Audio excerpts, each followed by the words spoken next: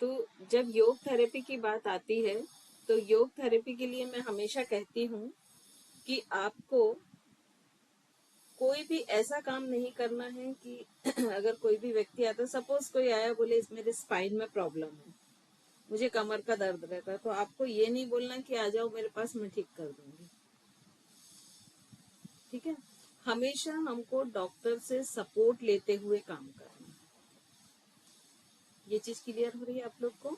Mostly क्या होता है, अभी तक हमने देखा है, जैसे बहुत से लोग ऐसे होते हैं कि जो उनके पास व्यक्ति आए, मान लो फ्रोजन शोल्डर है या सर्वाइकल है या स्लिप डिस्क है या नी प्रॉब्लम है, किसी भी तरह की कोई प्रॉब्लम है, तो वो बोलते हैं कि जस्ट हाँ ठीक है आ जाओ, हम आपको गाइड कर देंगे और आप हमारे साथ योग करो, ठीक हो जाओगे। ठीक है, लेकिन ये तो बिल्कुल कैसा हुई, जैसे अंधेरे में तीर चलाना। तो आपके लिए ये बहुत जरूरी है कि जब भी कोई पेशेंट आता है तो आप सबसे पहले उससे ये बोलें कि भाई आपकी जो भी प्रॉब्लम है, मान लीजिए उसको स्लिप डिस्क की प्रॉब्लम है या सर्वाइकल की प्रॉब्लम है, तो आप पहले डॉक्टर के पास जाएं, एक्सरे कराएं, प्रॉपर उनका जो ओपिनियन है वो लें, क्योंकि सर्वाइकल की भी प्रॉब्लम है तो उसमें क्या क्या हो सकता है बताएं, कितने होते हैं cervical? C1 to C7। C1 से C5, है ना। अब जो सर्वाइकल की प्रॉब्लम है वो सबको डिफरेंट एरिया में हो सकती है, मोस्टली होती वैसे 5, 6, 7 के बीच में है, लेकिन पॉसिबल है कि किसी को डिफरेंट एरियाज में भी हो जाएगी। अब आप मान लीजिए उसको ट्रीटमेंट दे रहे हैं 5, 6 का और उसको प्रॉब्लम कहीं और है, 1, 2 में है ना। तो सबसे अच्छा योग थेरेपिस्ट वही रहता है जो डॉक्टर्स को साथ में लेके चलता है। अब जब आप डॉक्टर को साथ में लेके चलेंगे तो थोड़ी सी चीजें आपको भी डॉक्टर की मालूम होनी चाहिए, क्योंकि आजकल किसी भी डॉक्टर के पास इतना तो टाइम नहीं है कि वो आपको सारी चीजें गाइड कर दे, है ना। यदि आप मान लीजिए किसी से डिस्कस करेंगे भी तो वो डॉक्टर ज्यादा से ज्यादा इतना बोलेगा कि ठीक है मैंने प्रिस्क्रिप्शन में सारा कुछ लिख दिया है, आप देख लीजिए, है ना।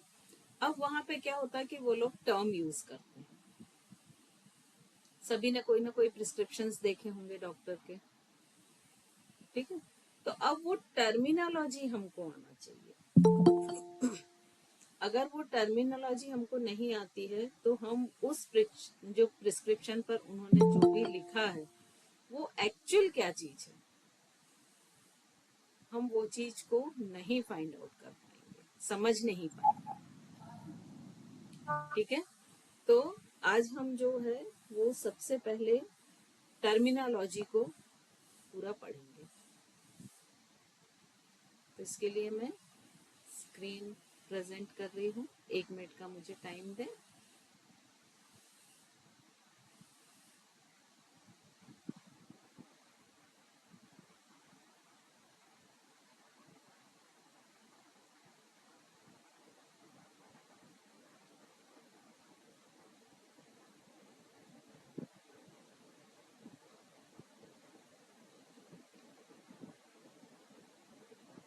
आई थिंक सभी के स्क्रीन पर स्क्रीन प्रेजेंट हो रही होगी, थम्स अप करके मुझे बता दें। Yes, ma'am। ओके, ठीक है। तो जब आज हम ये एनाटॉमी फिजियोलॉजी पढ़ेंगे तो एनाटॉमी फिजियोलॉजी में सबसे पहले हम टर्मिनोलॉजी देखेंगे कि हम क्या यूज करते हैं, क्या शब्द यूज करते हैं एनाटॉमी और फिजियोलॉजी के दौरान। सबसे पहले तो एनाटॉमी और फिजियोलॉजी का मतलब क्या है। तो जहां भी एनाटॉमी वर्ड आ रहा है उसका मतलब होता है कि किसी भी चीज की रचना, उसकी संरचना कैसी है, वो किन किन चीजों से मिलके बना है, कौन कौन से ऑर्गन है, ये सारी चीजें किस में आ जाएंगी, एनाटॉमी। लेकिन जब हम फिजियोलॉजी की बात करते हैं तब क्या आता है, वो जैसे एक कोई भी सपोज हम किडनी ले लेते हैं या हार्ट ले लेते हैं, तो जो हार्ट है वो बना कैसे है, उसमें 4 चैम्बर्स होते हैं, उसमें कितने ब्लड कैपिलरीज होती हैं या वेना केवा होते हैं, ये सारी चीज किसमें आ जाएगी, एनाटॉमी। अब जब हम फिजियोलॉजी की बात करेंगे तो वो वर्क कैसे करता है, कैसे ब्लड को पंप करता है, कैसे वो रेस्ट बॉडी से कलेक्ट करके किस चेम्बर में आता है, कैसे वो ब्लड को ऑक्सीजन के साथ जोड़ता है और कैसे फिर से वापस पूरी बॉडी में सप्लाई करता है। तो यहाँ जब हार्ट का फंक्शन आ जाएगा तो हम क्या वर्ड यूज करेंगे, फिजियोलॉजी। क्लियर हुआ सभी को। और यही अगर हम देखेंगे कि हार्ट में क्या क्या बीमारियां हो सकती हैं, तो वहां पर क्या वर्ड आ जाएगा, पैथोलॉजी। क्लियर हुआ सभी को। ये 3 वर्ड बहुत अधिक सुनने में आते हैं, एनाटॉमी, फिजियोलॉजी और पैथोलॉजी। तो जहां पर भी हम किसी चीज की रचना, संरचना, उसका स्ट्रक्चर कैसा है, वो कैसे बना है, ये सारी बात करेंगे तो वहां तक बात आएगी एनाटॉमी की। फिर वो जो कंस्ट्रक्टेड ऑर्गन है या जो कंस्ट्रक्टेड सिस्टम है वो काम कैसे करता है, वो फिजियोलॉजी, और उसमें क्या क्या बीमारियां हो सकती हैं, वो पैथोलॉजी। तो यहाँ हमको ये तीनों चीजों को ही पढ़ना पड़ेगा। तो इस तरह से अगर हम देखें तो एनाटॉमी और फिजियोलॉजी की डेफिनेशन क्या हो गई, deal with structure of human body parts, anatomy हो गया, और फिजियोलॉजी क्या हो गई, consider the function of those body part, मतलब उन्हीं पार्ट्स के फंक्शन, फिजियोलॉजी। अब हम थोड़ा सा और आगे जाते हैं कि जो एनाटॉमी है वो अलग अलग बुक्स में अलग अलग टाइप की दी है, उसके टाइप्स बहुत डिफरेंट हैं, लेकिन एक जो मेन मिलता है एवरेज, वो ये 7 मेन तरह की एनाटॉमी मिलती है, टाइप्स ऑफ एनाटॉमी 7 है जो मेन है। इनमें क्या क्या होता है, ग्रॉस या मैक्रोस्कोपिक एनाटॉमी, इसके भी 2 पार्ट हो जाते हैं, रीजनल और सिस्टमैटिक। फिर होती है सरफेस या टोपोग्राफिकल एनाटॉमी, अप्लाइड एनाटॉमी, इसके अगेन डिवाइड होती है रेडियोलॉजिकल, काइनेसियोलॉजी और ऑस्टियोलॉजी। फिर इसके बाद में 4 टाइप्स ऑफ एनाटॉमी आता है, माइक्रोस्कोपिक एनाटॉमी। तो ये किस किस में डिवाइड होती है, साइटोलॉजी, हिस्टोलॉजी, ऑर्गेनोलॉजी और मॉर्फोलॉजी। किसी का माइक अनम्यूट है, प्लीज इसे म्यूट कर लें। फिर 5th टाइप क्या होती है, डेवलपमेंटल एनाटॉमी। इसमें क्या क्या आ जाता है, एम्ब्रियोलॉजी, फीटल, टेराटोलॉजी और जेनेटिक्स। नेक्स्ट होती है न्यूरो एनाटॉमी और लास्ट होती है मॉर्बिड और पैथोलॉजिकल एनाटॉमी। क्लियर हो गए, ये टाइप्स हैं और ये सिर्फ आपकी जानकारी के लिए कि आपको मालूम होना चाहिए। अब हम सबसे पहले देखते हैं फर्स्ट, जो कि है ग्रॉस या मैक्रोस्कोपिक एनाटॉमी। अब ये जो होती है इसमें बॉडी के जो लार्ज बॉडी पार्ट होते हैं जिनको हम नेकेड आई से देख सकते हैं बिना माइक्रोस्कोप के या बिना किसी भी टूल्स की हेल्प के, तो वो सब किसके अंदर आते हैं, ग्रॉस या मैक्रोस्कोपिक एनाटॉमी के। अब ये भी 2 तरह की होती है। अब ये ऑर्गन कैसे होंगे, जैसे हार्ट है, हार्ट को आप पूरा देख सकते हैं, लेकिन यदि हार्ट के किसी सेल के बारे में हम बात करें तो उसको आप नेकेड आई से नहीं देख सकते हैं। तो यदि कंप्लीट हार्ट है, लंग्स है, किडनी है, स्टमक है, तो ये सब तो किसके अंतर्गत आ जाएगा, ग्रॉस एनाटॉमी में। लेकिन यदि हम उनके सेल के बारे में बात करें कि वो किन सेल से बने, तो वो इसके अंतर्गत नहीं आएगा। अब ये जो एनाटॉमी है ये भी 2 पार्ट में डिवाइड हो जाती है, एक होती है रीजनल एनाटॉमी और एक सरफेस एनाटॉमी। अब रीजनल एनाटॉमी में क्या होगा, मान लीजिए एक ह्यूमन बॉडी है, उसका हमने एक पर्टिकुलर एरिया लिया, राइट हैंड लिया। अब राइट हैंड में जो भी मसल्स हैं, बोन है, ब्लड कैपिलरीज हैं, ये सारी की अगर हम स्टडी कर रहे हैं तो वो क्या आ जाएगा, रीजनल एनाटॉमी। और अगर हमने सरफेस एनाटॉमी का किया तो जो भी इंटरनल स्ट्रक्चर हैं वो एक ही काम सब कर रहे हैं, उनको हम लेंगे, जैसे blood circulatory system, muscular system, ठीक है, तो ये सभी को क्लियर हो गया होगा।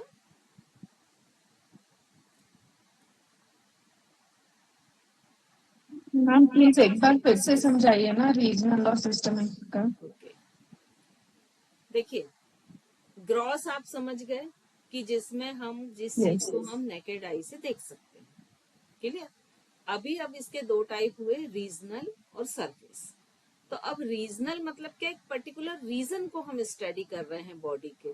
जैसे सपोज हम आंखों की स्टडी कर रहे हैं, तो आंख का स्ट्रक्चर क्या है, और उसमें कौन कौन से नर्व्स होते हैं, उसमें कौन सी ब्लड कैपिलरीज होती हैं, उसमें कौन से मसल्स होते हैं, अगर बोन होती है तो कौन सी होती है।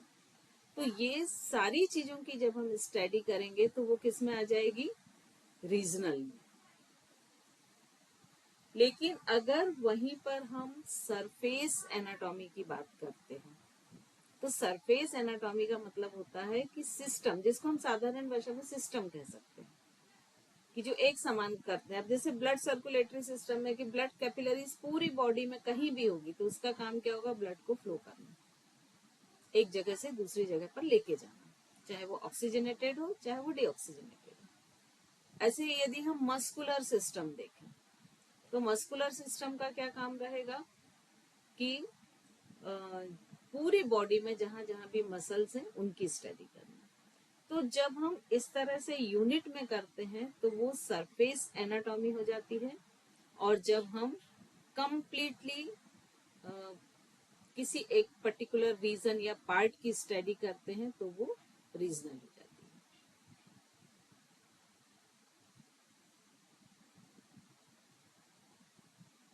आई थिंक क्लियर हो।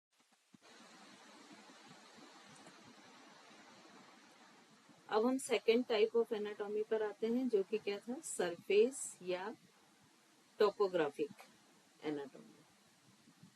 तो इसमें क्या होता है कि शरीर की सतह पर स्थित या उससे संबंधित रचनाओं का अध्ययन किया जाता है, क्योंकि उनका संबंध जो है नीचे जो भी टिश्यूज होते हैं, ऑर्गन होते हैं, उनसे रहता है। अब यहाँ पे एग्जाम्पल क्या लिया है कि जैसे जॉस की जो मसल्स हैं उनका रिलेशन किससे होगा, फेस से, स्कल से। और जॉस में जो आपको मालूम है, आपके स्कल में जितनी भी बोन होती हैं मोस्टली इमूवेबल होती हैं। केवल मूवेबल कौन सा होता है आपका, ये लोअर जॉ।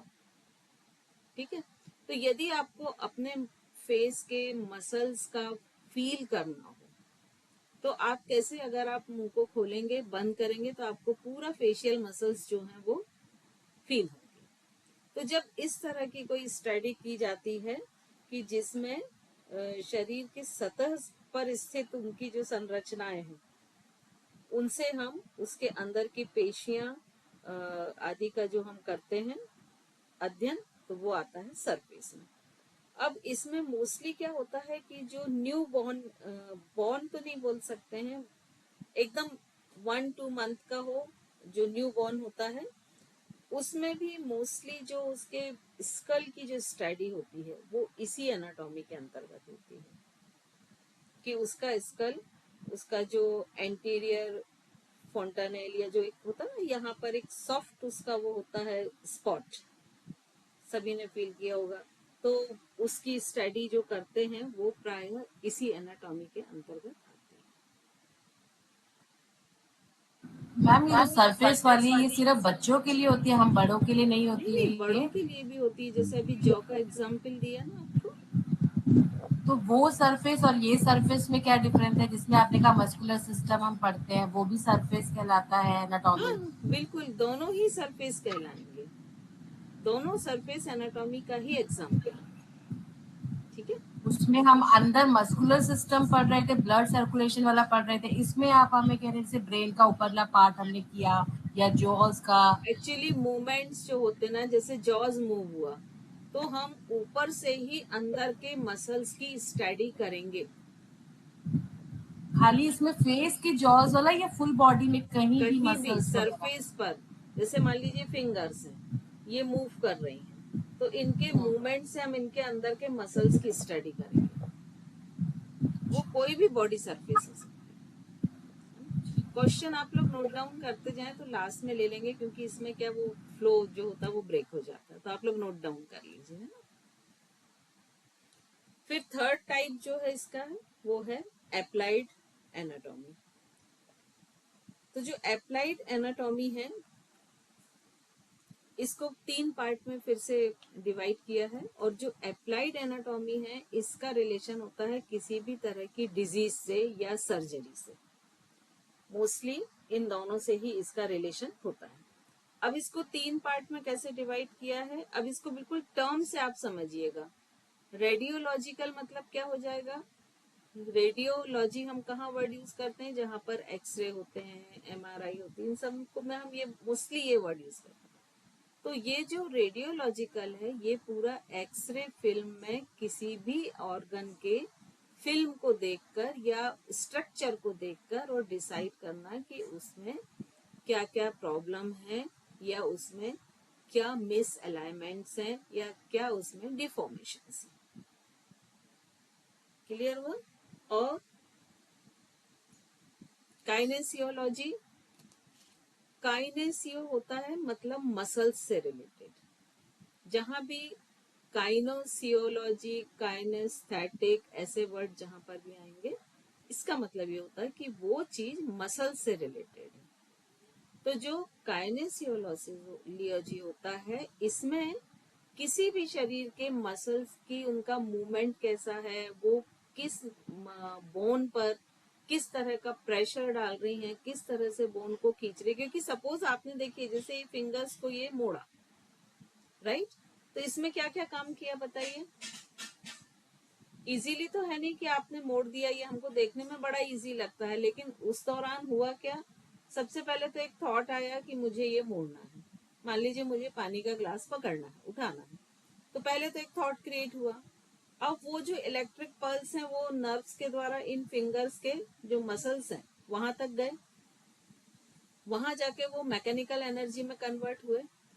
अब मैकेनिकल कन्वर्ट होकर ये कैसे हुए कि जो यहाँ पर सारे मसल्स हैं, ये अंदर वाले जो मसल्स हैं ये कॉन्ट्रैक्ट हुए और ये बाहर वाले मसल्स खींचे। ठीक है, तो जब ये मसल्स में ये एक साथ ये फंक्शन किया, तब आप ये उंगलियों को मोड़ पाए, मोड़ने में सक्षम हो पाए। ठीक है, अब जब आपने इनको मोड़ा तो ये जो मसल्स खींचे हैं, तो ये कार्टिलेज, लिगामेंट, बोन पर एक प्रेशर डालेंगे।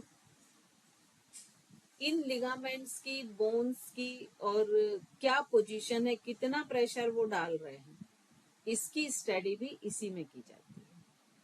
प्लस कई बार अगर ये खींच रहे हैं तो कितने खींच रहे हैं, कॉन्ट्रैक्ट हो रहे हैं तो कितने हो रहे हैं, तो इनका जो मोशन है मसल्स का वो किस तरह से हो रहा है, इसकी स्टडी जो है वो इस काइनेसियोलॉजी के अंतर्गत की जाती है। फिर आता है ऑस्टियोलॉजी। अब ऑस्टो वर्ड जहां आएगा वहां पर आप ये अंडरस्टैंड रखिए कि वो बोन से रिलेटेड है। ठीक है, तो बोन से रिलेटेड है मतलब इसमें किसका अध्ययन किया जाएगा, सारी बोन का। कि मान लीजिए अगर किसी एक्सीडेंट में कोई बोन टूट गई है तो उसकी कार्डियोलॉजिकल करके और उस बोन की क्या पोजीशन है, उसको कैसे हम रिपेयर कर सकते हैं सर्जरी के थ्रू। तो ये सारी जो स्टडी है कि उनको अगर बोन टूटी मतलब वो मिसप्लेस हो जाएगी, अपनी जगह से हट जाएगी, तो उसको कैसे वापस अपनी जगह पर फिट कर सकते हैं। तो ये सब जो चीजें हैं ये किसके अंतर्गत आती हैं, ऑस्टियोलॉजी के लिए। लेकिन जो आर्थोपेडिक डॉक्टर होता है उसको देखिए, जो रेडियोलॉजिकल होता है वो तो ठीक है, वो एक्सरे कहीं से भी करा लेगा, उसको सिर्फ देखते आना चाहिए। लेकिन उसको काइनेसियोलॉजी और ऑस्टियोलॉजी दोनों में एक्सपर्ट होना चाहिए, क्योंकि वो मसल्स को जब तक सेट नहीं करेगा तब तक बोन को भी सेट नहीं कर पाएगा। क्योंकि क्या होता है, मसल्स फाइनली बोन से ही चिपकी हुई रहती है। क्लियर हुआ ये चीज। अब इसके बाद फोर्थ टाइप पर आते हैं हम, माइक्रोस्कोपिक एनाटॉमी। तो जहां माइक्रोस्कोपिक आ रहा मतलब क्या होगा, मैक्रोस्कोपिक था मतलब क्या था, जो हम नेकेड आई से जिसको हम देख सकते हैं, और माइक्रोस्कोपिक हो गया मतलब क्या हो गया कि उस चीज को हम नेकेड आई से नहीं देख सकते, उसके लिए कंपलसरी है कि आपके पास माइक्रोस्कोप होना चाहिए। देखिए ये टर्म से ही सारा क्लियर होता जा रहा है, आपको कुछ भी याद करने की जरूरत नहीं है। ठीक है, अब माइक्रोस्कोपिक है तो हमारी बॉडी में माइक्रोस्कोपिक में क्या क्या चीजें आएंगी, सेल आएंगे, टिश्यू आएंगे, आर्गन के कुछ पार्ट ऐसे हो सकते हैं कि जो माइक्रोस्कोपिक हो, है ना। तो इस तरह से ये चीजें इसके अंतर्गत आएंगी। तो अब देखिए अगर हम इसको 4 पार्ट में डिवाइड किया है तो साइटोलॉजी, साइटो वर्ड जहां भी आएगा इसका मतलब ये है कि वो हम किसके बारे में बात कर रहे हैं, बॉडी के सेल के बारे में। ठीक है, और हिस्टो वर्ड जहां भी आएगा तो सेम फंक्शन और स्ट्रक्चर की बहुत सारी सेल आपस में क्या मिलके बनाती है, टिश्यू, या जिसको हम ऊतक कहते हैं। तो हिस्टो वर्ड जहां भी आएगा इसका मतलब हम उस टिश्यू की बात कर रहे हैं। और ऑर्गन जहां भी आएगा मतलब ये जो सेल से टिश्यू बना, टिश्यू ने कंबाइन होकर किसी ऑर्गन को बनाया। तो यहाँ पर हम किसकी बात कर रहे हैं, ऑर्गन की बात कर रहे हैं। और मार्फोलॉजी जहां आएगा तो मतलब शरीर के किसी एक भाग की या किसी एक अंग की हम पूरी बात कर रहे हैं, क्योंकि एक अंग में बहुत सारे ऑर्गन हो सकते हैं। तो ये चारों क्लियर हुए। साइटो मतलब सेल, उसके अंतर्गत पूरा जो सेल में जो डीएनए है, माइटोकॉन्ड्रिया है और गोल्गी बॉडी है, न्यूक्लियस है, ये सारी चीजों की हम बात कर रहे हैं साइटो में। हिस्टो में क्या बात करेंगे, टिश्यूज की, कि जब बहुत सारी number of same function and same structure वाले सेल्स ने कंबाइंड हुए और एक बंच बनाया तो वो क्या हो गया, टिश्यू या ऊतक। तो हम उस बंडल की जब पूरी एनाटॉमी देख रहे हैं तो क्या आ जाएगा, हिस्टो वर्ड आएगा।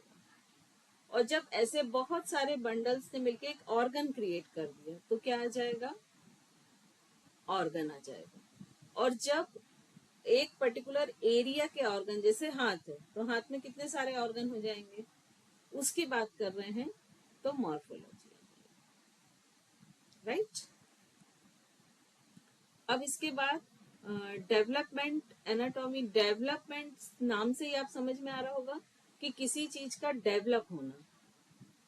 तो इसके अंतर्गत मोस्टली जो होता है वो गर्भ अवस्था को लेके और जो बेबी होता है उसको लेके इसमें स्टडी की जाती है। तो इसमें ब्रांच क्या होती है, एम्ब्रियोलॉजी। एम्ब्रियोलॉजी का मतलब क्या होगा कि जैसे ही फर्टिलाइजेशन होता है तो उसके फर्स्ट 8 वीक में वो एम्ब्रियो कहलाता है। तो वो जो उस 8 वीक तक अगर उस फर्टिलाइज एम्ब्रियो की अगर कुछ भी टेस्ट करते हैं या उसका डेवलपमेंट देखते हैं तो उसे एम्ब्रियोलॉजी कहते हैं। मतलब यदि प्रेगनेंसी के आफ्टर 8 वीक के बाद हम उसकी स्टडी करेंगे तो वो किस में आ जाएगा, फीटल में। ठीक है, मतलब प्रेगनेंसी के फर्स्ट और सेकंड मंथ को यदि हम लेते हैं तो फर्स्ट और सेकंड मंथ को लेते हैं तो वो किस में आ जाएगा, एम्ब्रियो। और यदि हम आफ्टर 2 मंथ लेते हैं तो वो किस में आ जाएगा, फीटल में। ये सब टर्म्स आपको यूज होंगी जब आप गर्भ संस्कार कराएंगे, है ना, या नेटल योग लेंगे। ठीक है, और टेराटोलॉजी, तो यदि कोई भी एम्ब्रियो जो है उसका डेवलपमेंट नॉर्मल नहीं है, एबनॉर्मल डेवलपमेंट हो रहा है, तो उसकी स्टडी आ जाएगी टेराटोलॉजी में। और जेनेटिक्स में क्या आएगा, जेनेटिक्स वर्ड जहां भी आए तो इसका मतलब है कि वो किससे रिलेटेड है, डीएनए से, क्रोमोसोम्स, डीएनए, इनसे रिलेटेड है। तो वहां पर आपको ये अंडरस्टैंड रखना है कि वो जेनेटिक्स है, मतलब डीएनए और क्रोमोसोम्स के बारे में बात हो रही है। लास्ट है न्यूरो, मतलब इसके अंतर्गत नर्व्स का स्टडी किया जाएगा। और जो लास्ट है पैथोलॉजिकल या मॉर्बिड, इसमें जो असामान्य डिजीज होती हैं, एबनॉर्मल डिजीज होती हैं या डैमेज स्ट्रक्चर्स होते हैं, उनको देखा जाता है। तो इस तरह से ये एनाटॉमी क्लियर हो गई सभी की। अब हम आगे बढ़ते हैं टर्मिनोलॉजी की तरफ, क्योंकि जब भी कोई डॉक्टर आपसे बात करेगा या इवन अगर बहुत आपका कोई क्लाइंट ऐसा है कि जो बहुत लंबे समय से उस बीमारी से जूझ रहा है, तो वो भी आपसे टर्मिनोलॉजी में ही बात करेगा। तो आपको ये टर्मिनोलॉजी मालूम होनी चाहिए। तो सबसे पहले तो हम एनाटॉमिकल पोजीशन देखते हैं। तो एनाटॉमिकल पोजीशन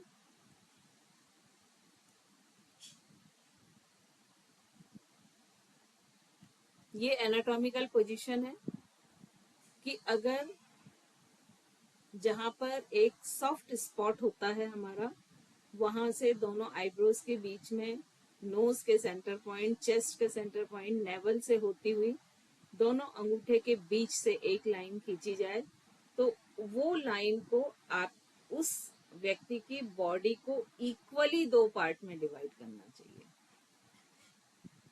ठीक है, यदि ये इक्वल नहीं करती है, ये चाहे फ्रंट साइड से करें चाहे बैक साइड से करें, तो ये बैलेंस बॉडी है। और यदि ये इक्वली डिवाइड नहीं करती है, इसका मतलब ये है कि ये एबनॉर्मल है। अगर ये इक्वल है तो दोनों शोल्डर इसके एक लाइन में रहेंगे। जब हम अलाइनमेंट पढ़ेंगे तब इसको और डिटेल में पढ़ेंगे। तो दोनों शोल्डर एक स्ट्रेट लाइन में या 180 डिग्री में रहेंगे। पेल्विक का दोनों हिस्सा 180 में, दोनों नी एक लाइन में और दोनों एंकल एक लाइन में। मतलब ये जो चार लाइंस अगर आप ड्रॉ करें तो ये पैरेलल होना चाहिए। और साइड से भी यदि देखें तो ये एक स्ट्रेट लाइन होना चाहिए। मोस्टली लोगों का ये जो नेक है ना, ये सामने की तरफ हो जाता है। इसको अगर चेक करना तो इस तरह से कर सकते हैं कि ज्यादातर लोग लगभग 30 साल से ही ऊपर यदि लोगों को देखें तो उनका जो पोस्चर है ये सेकंड वाला रहता है। ये जो नेक है ये सामने की तरफ कर्व हो जाता है। ठीक है,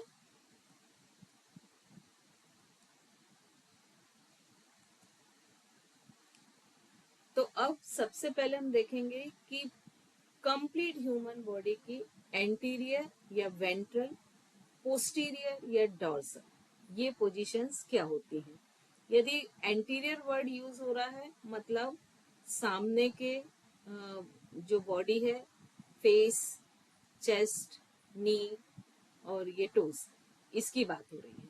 यदि वर्ड हम यूज कर रहे हैं एंटीरियर या वेंट्रल, मतलब आपका पूरा फ्रंट साइड जो बॉडी है वो उसके बारे में यहाँ पर बोला जा रहा है।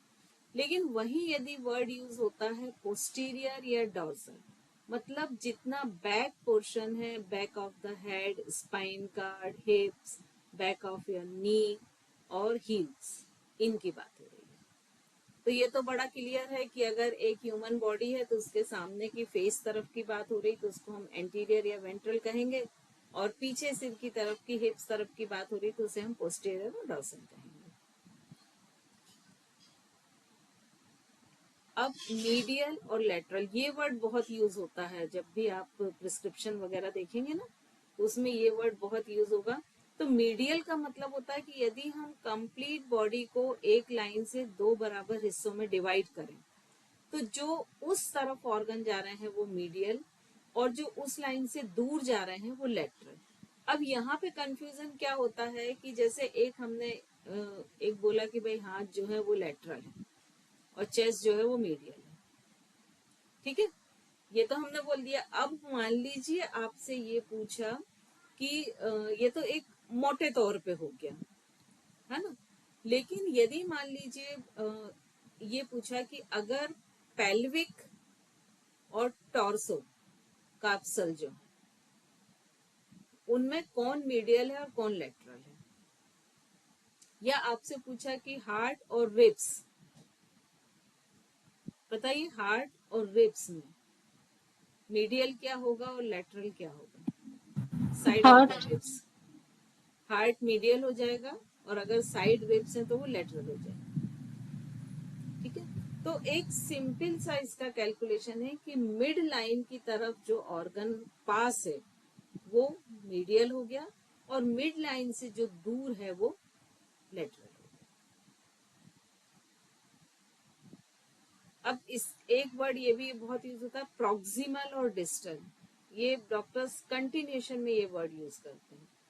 तो प्रॉक्सिमल और डिस्टल को आप इस तरह से समझें कि आपका जो टॉर्सो एरिया है, मतलब आपका जो चेस्ट है, वहां से जो चीज दूरी पर है वो डिस्टल है, ठीक है, और जो उसके पास है वो प्रॉक्सिमल है। अब जैसे सपोज मैं आपको बोलूं कि मेरा ये हाथ है, तो ये फिंगर्स और ये रिस्ट, तो इसमें कौन सी चीज प्रॉक्सिमल होगी, कौन सी डिस्टल होगी? Wrist proximal. रिस्ट प्रॉक्सिमल होगी, फिंगर्स डिस्टल। डिस्टल होगी। लेकिन वही मैं बोलूं कि आपकी रिस्ट और एल्बो, अब प्रीति जी एल्बो आप नहीं प्रॉक्सिमल बोलो, हो एल्बो जाएगी, एल्बो एल्बो प्रॉक्सिमल। प्रॉक्सिमल हाँ और रेस्ट डिस्टल। डिस्टल है ना। तो ये ऐसा आपको सीधा सा इसमें कैलकुलेशन लगाना है कि जो हिस्सा शरीर का हार्ट या चेस्ट के पास जा रहा है वो क्या हो जाएगा, प्रॉक्सिमल, और जो हार्ट या चेस्ट से दूरी पे जा रहा तो वो क्या हो जाएगा, डिस्टल। तो हमारी बॉडी के मैक्सिमम डिस्टल पार्ट कौन कौन से हैं? एक तो हमारे ये फिंगर टिप और दूसरे टोस के टिप, है ना, इनसे कोई भी डिस्टल पार्ट नहीं है दूरी पे।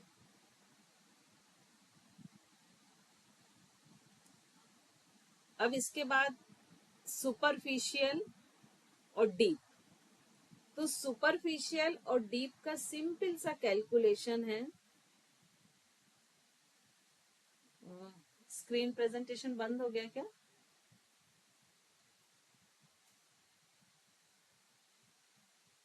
दी इसकी रिकॉर्डिंग हो रही है क्या? हाँ रिकॉर्डिंग कर रही हूँ। तो अब हम किस वर्ड पे आते हैं, सुपरफिशियल और डीप। तो सुपरफिशियल का मतलब क्या होगा कि जो भी चीज स्किन के पास में है, और डीप का मतलब क्या होगा कि जो स्किन से बहुत दूर है, मतलब प्रॉक्सिमल और डिस्टल के बिल्कुल अपोजिट। तो अब यहाँ पर जैसे एग्जाम्पल दिया है कि लंग्स और रिब्स, तो लंग्स जो है वो डीप है रिब्स के कंपैरिजन में, और जो रिब्स है वो सुपरफिशियल है। लेकिन अगर अपन रिब्स और स्किन की बात करें तो रिब्स डीप हो जाएंगे और स्किन सुपरफिशियल हो जाएगी।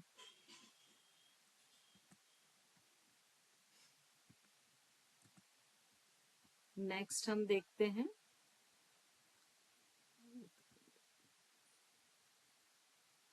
सेंट्रल और पेरिफेरल। सेंट्रल का मतलब वही है कि बीच का हिस्सा, और पेरिफेरल मतलब बाहरी सतह पर फैला हुआ कोई भी हिस्सा। अब यहाँ पर एक पैर के बारे में, जो सबसे नीचे होता है जिसको हम तलवा कहते हैं या सोल कहते हैं, तो यहाँ पर हम उसके लिए यूज करते हैं प्लांटर, जो फुट का सरफेस होता है। तो उसके लिए हम प्लांटर वर्ड यूज करते हैं।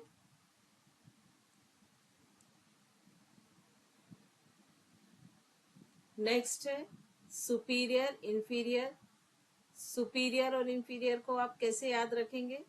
सुपीरियर मतलब ऊपर का हिस्सा, इंफीरियर मतलब नीचे का। तो अगर सिर साइड के हिस्से की तरफ जो ऑर्गन है वो क्या हो जाएगा, सुपीरियर, और पैर की तरफ जो हो जाएगा वो हो जाएगा इंफीरियर। और इसी के लिए वर्ड यूज करते हैं क्रेनियल और कॉर्डल।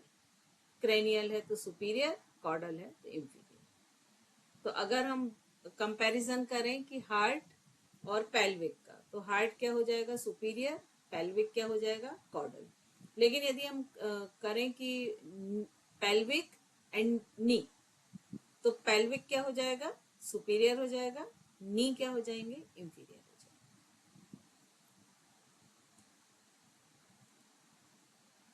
इसके बाद एक बहुत इंपॉर्टेंट जो कि योग के लिए आपके योग थेरेपी में काम आएंगे वो है बॉडी प्लेन्स। तो ये जो प्लेन है ये 3 टाइप्स होते हैं। एक तो होता है कोरोनल, एक होता है सेजिटल, और एक होता है ट्रांसवर्स। तो उसको आप कुछ इस तरह से समझें, जैसे ये बॉडी है, मेरा पिक्चर दिख रहा है सभी को? Yes ma'am. Yes ma'am. तो जैसे ये सपोज ह्यूमन बॉडी है, ठीक है, यहाँ पर फेस है और ये उसका बैक पोर्शन है, राइट। तो अब कोरोनल जो प्लेन है वो कैसा होगा कि यदि बीचों बीच से अगर हम दो पार्ट करें उस बॉडी के कि वेंट्रल और डॉर्सल अलग अलग हो जाए इक्वली दो पार्ट में, तो वो क्या हो जाएगा कोरोनल। कोरोनल को फ्रंटल प्लेन भी कहते हैं। क्लियर हुआ कि ये आगे का फेस वाला हिस्सा अलग और पीछे का हिप्स वाला हिस्सा अलग, और सेंटर से उसको बॉडी को टू में डिवाइड किया इक्वल में, तो वो कौन सा प्लेन हो गया उसका कोरोनल प्लेन। वहीं पर सेजिटल प्लेन क्या होगा कि यदि हम यहाँ पर भी बॉडी को डिवाइड कर रहे हैं लेकिन इस तरह से फेस के, ये अब यहाँ पर कोरोनल जो है जो क्या है वो इक्वली टू पार्ट्स में बॉडी को बांटता है, लेकिन जब हम सेजिटल की बात करेंगे तो ये जरूरी नहीं कि इक्वली टू पार्ट में बांटे, लेकिन ये लेटरल पोर्शन को अलग अलग करेगा, मतलब राइट हैंड अलग लेफ्ट हैंड अलग। क्लियर हुआ इतना। और जब हम ट्रांसवर्स प्लेन की बात करेंगे तो मतलब ये बॉडी को ऐसे बीच से फ्लोर के पैरेलल डिवाइड करेगा। ये भी जरूरी नहीं इक्वल में करे, क्योंकि ये नी के पास से भी कर सकते हैं, पेल्विक के पास से भी कर सकते हैं, हार्ट के पास से भी कर सकते हैं, कहीं भी हो सकता है। तो ये तीन तरह के बॉडी प्लेन होते हैं और ये कहाँ काम आते हैं, बेंडिंग में। कि जब भी आप किसी पेशेंट को बेंडिंग करा रहे तो आप ये देखेंगे कि उसका कौन सा प्लेन सिमेट्री में है, कौन सा नहीं है। जब तक आप उस प्लेन की सिमेट्री नहीं जानेंगे तब तक आप उसको बेंड प्रॉपर नहीं करा पाएंगे। जैसे अभी हमने एक पिक्चर देखा था कि जिसमें उसका हेड हल्का सा सामने की तरफ बेंड है, मतलब वो कोरोनल प्लेन उसका डिस्टर्ब है। तो कोरोनल प्लेन को आपको पहले राइट करना पड़ेगा एंड देन उसके बाद ही उसको आप वो बेंडिंग सही ला सकते हैं। तो इन प्लेन्स को हम थोड़ा सा और डिटेल में देखते हैं। कोरोनल प्लेन जो है ये देखिए, जैसे कि आप देख रहे हैं कि इसमें डॉर्सल और वेंट्रल पोर्शन अलग अलग हो जाएंगे, इक्वली दो पार्ट में होंगे। और ये जो बॉडी को बॉडी का, इसको हम एंटीरियर पोस्टीरियर भी हमने कहा था, है ना, वेंट्रल और डॉर्सल को। तो ये दोनों, जैसे सपोज ये बॉडी है तो इसके ये दोनों पार्ट, ये फेस वाला, ये हिप वाला अलग अलग हो गया। फिर इसके बाद हम आते हैं सेजिटल। सेजिटल मतलब अगर ये बॉडी है तो ये सेंटर से इस तरह से डिवाइड हुए। अब यहाँ पर क्या होता है कि ये जो सेंट्रल से, इस पिक्चर में आप देख रहे हैं कि बिल्कुल नोज नेवल से लेते हुए सेंट्रल से किया, लेकिन ये जरूरी नहीं है ये यहीं से भी हो, ये यहाँ शोल्डर से भी हो सकता है। तो ये जो है मिड सेजिटल कहलाता है और वो सेजिटल कहलाता है।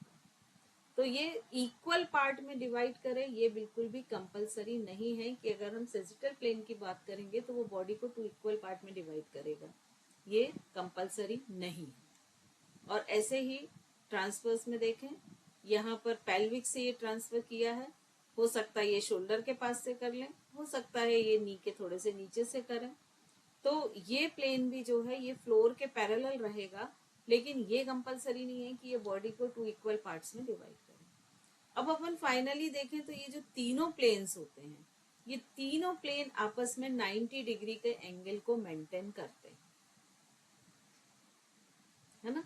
तो अभी आपका ये होमवर्क है कि आपका अपना प्लेन और आपके आसपास जो भी लोग हैं, चाहे वो पड़ोसी हों चाहे कोई भी हो, उनके प्लेन्स को आपको ऑब्जर्व करना है कि उनका कौन सा प्लेन डिस्टर्ब है।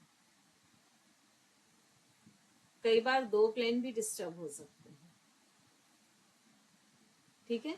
तो ये होमवर्क है कि कम से कम 5 लोगों का आपको नोट डाउन कर लें आप लोग कि 5 लोगों का आपको कम से कम ये स्टडी करना है कि उनके ये तीनों प्लेन्स क्या 90 डिग्री एंगल में हैं, यदि नहीं है तो कौन से डिस्टर्ब।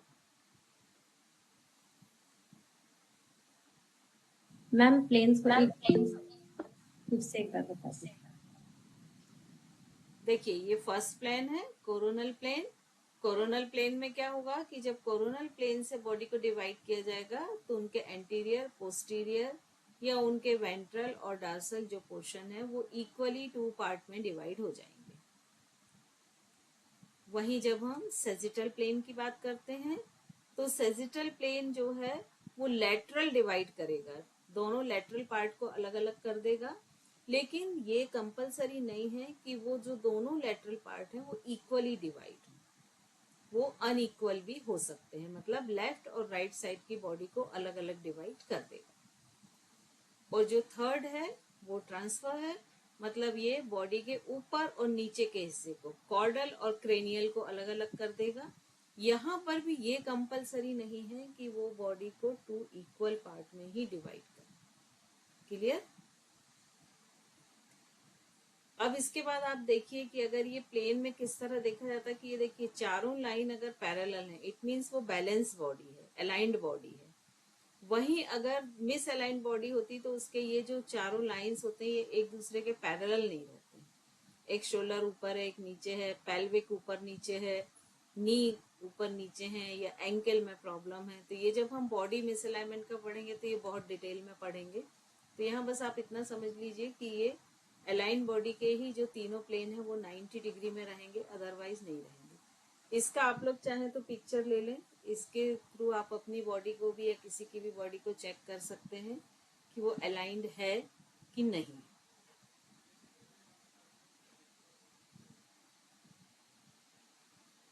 अब मोस्टली जो अलाइनमेंट मिस अलाइनमेंट होता है, देखिए जैसे ये नॉर्मल पोजीशन है, अब यहाँ देखिए स्पाइन मिसअलाइंड होने लगी, तो ये कई तरह की होती है, कई की ये एस-सी शेप हो जाती है, कई की स्ट्रेच हो जाती है। तो ये अलग अलग साइड से स्पाइन दिखाई गई है कि किस तरह से मिसअलाइंड होती है। और वही चीज ये बैक पोर्शन से दिखाई है। ये नॉर्मल है, यहाँ पर देखिए हल्की सी टिल्ट हो गई है, यहाँ कंप्लीटली एस ले लिया है। तो ये जो पेल्विक होती है इससे स्पाइन 90 डिग्री मैनेज होना चाहिए, ये नॉर्मल स्पाइन। लेकिन वहीं जब ये टिल्ट हो जाती है स्पाइन तो इसको क्या बोलते हैं? स्कोलियोसिस। ये सब आप टर्म्स कहीं लिखते जाएं, क्योंकि ये सब अगर आप स्पाइन के बहुत पेशेंट रहते हैं और स्पाइन का पेशेंट है मतलब ये सब वर्ड यूज होंगे ही। स्कोलियोसिस, ठीक है। अब यहाँ पर आप देख रहे हैं कि नॉर्मल में ये पीछे से दिख रहा है, यहाँ से देखिए 2 कर्व दिख रहे हैं, एक चेस्ट के पीछे, एक नेवल के पीछे। तो जब ये जो चेस्ट के पीछे का कर्व बढ़ जाता है, आप देखिएगा जो लोग 55-60 साल के ऊपर हैं तो यहाँ पर एक हम्प जैसा हो जाता है, गर्दन ऐसी हो जाती है आगे को। तो ये इसको कहते हैं काइफोटिक स्पाइन। जब थोरेसिक रीजन बेंड होता है, या सी शेप स्पाइन भी इसको नॉर्मल लैंग्वेज में कहते हैं। और ये कई लोगों को प्रॉब्लम होती है, C shape spine, S shape spine, और ये नॉर्मल है। यहाँ पर देखिए कंपैरिजन करिए कि ये हल्का कर्व है लेकिन यहाँ पर ये कर्व बहुत बढ़ गया। और वहीं पर जब ये लंबर में प्रॉब्लम होती है, नीचे साइड, ये नॉर्मल है, हल्का कर्व होता है, और ये बहुत अंदर की तरफ खिंच गया तो इसको कहते हैं लॉर्डोसिस। और ये आप कहाँ देख सकते हैं? आप कुछ ऐसी लेडीज को देखिएगा जिनका पेट बहुत बाहर निकला हुआ है। तो जब आप किसी ऐसी लेडीज को देखेंगे तो उसके नाभि के बिल्कुल पीछे देखिएगा तो आपको एक बहुत बड़ा गड्ढा दिखेगा। कई बार तो इतना बड़ा होता है कि ऐसे फिंगर्स भी उसके अंदर चली जाती है ना। तो ये 2 चीजों का आप ध्यान रखिएगा। तो यहाँ पर आपका 3 वर्ड आपने नए सीखे हैं बीमारी से रिलेटेड, उनका आप ध्यान रखिए, स्कोलियोसिस, काइफोटिक और लॉर्डोसिस। इसके बाद मिसअलाइनमेंट कहाँ होता है? नी में तो होता ही है, सॉरी पहले हम यहाँ से लेते हैं। नेक में, ये पेल्विक में, शोल्डर में, नी में होता है, और ये एंकल में। ये मेन पार्ट है जो कि मिसअलाइनमेंट होते हैं। और ये मिसअलाइनमेंट होते हैं तो प्रॉब्लम क्या क्या होती है? Frozen shoulder, cervical, knee problem, ankle problem, slip disc, ये सब होने का कारण यही होता है। अब हम आते हैं कैविटीज पर। तो बॉडी की आप बस इतना समझिए कि मेन जो है 3 कैविटी होती हैं। एक तो होती है क्रेनियल कैविटी में ब्रेन और पूरा का पूरा स्पाइन कार्ड आता है। और ये डार्सो कैविटी, थोरेसिक कैविटी और एक एब्डोमिनल कैविटी। तो इस तरह से हम देखें, डॉर्सल कैविटी जिस पिछला वाला हिस्सा रहता है जिसमें क्रेनियल कैविटी और वर्टिब्रल कैविटी, ये जो ब्रेन वाला हिस्सा ये क्रेनियल और ये जो वर्टिब्रा वाला हिस्सा है ये वर्टिब्रल। फिर वेंट्रल कैविटी जिसके अंतर्गत आ जाता है थोरेसिक कैविटी और एब्डोमिनल कैविटी। तो इसको आप मोटा मोटा ध्यान रखें, बस इतना सफिशिएंट है। तो इस तरह से ह्यूमन बॉडी जो है वो कितने कैविटीज में बटी हुई है, dorsal cavity, ventral cavity. Dorsal cavity again 2 part में डिवाइड हुई है, क्रेनियल कैविटी जहाँ पर ब्रेन रहता है और वर्टिब्रल कैविटी जहाँ पर वर्टिब्रल स्पाइनल कार्ड रहती है। वेंट्रल कैविटी जो है वो 2 पार्ट में डिवाइड है, थोरेसिक कैविटी जहाँ पर चेस्ट होता है और एब्डोमिनल पेल्विक कैविटी मतलब जहाँ पर पेल्विक गडिल रहती है और पूरा एब्डोमिन मतलब इंटेस्टाइन, रेक्टम, लीवर, सारी चीजें। अब ये जो थोरेसिक कैविटी है ये अगेन फिर पार्ट्स में डिवाइड होती है, लेकिन आपके लिए यहाँ रेड तक ही सफिशिएंट है।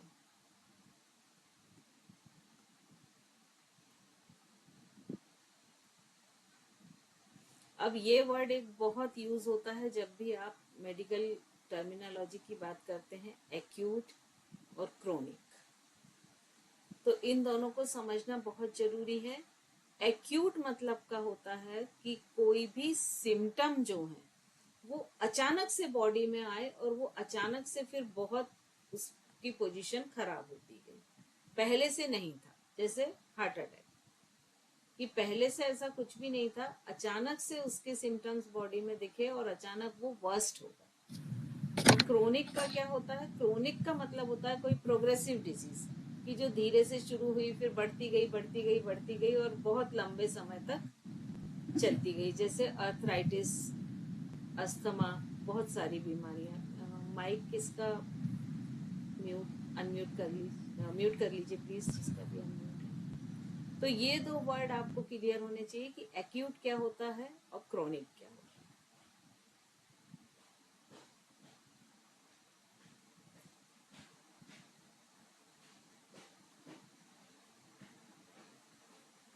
ये सब आप नेटल योग में पढ़ेंगे तो इनको छोड़ दीजिए। फिर हम थोड़ा सा ह्यूमन बॉडी के बारे में देखते हैं कि ह्यूमन बॉडी क्या है, कैसे बनती है। तो ह्यूमन बॉडी की सबसे जो स्मॉलेस्ट होता है वो एटम होता है एनर्जी लेवल पर। बहुत सारे जो एटम हैं ये मिलकर मॉलिक्यूल बनाते हैं, मॉलिक्यूल से सेल बनती है, सेल से टिश्यू बनते हैं, टिश्यू से ऑर्गन बनते हैं, ऑर्गन से सिस्टम बनता है और बहुत सारे सिस्टम मिलाकर एक कंप्लीट ह्यूमन बॉडी को बनाते हैं। तो इसका स्मॉलेस्ट यूनिट वैसे सेल को माना जाता है, लेकिन सेल भी मॉलिक्यूल और एटम से ही बनती है।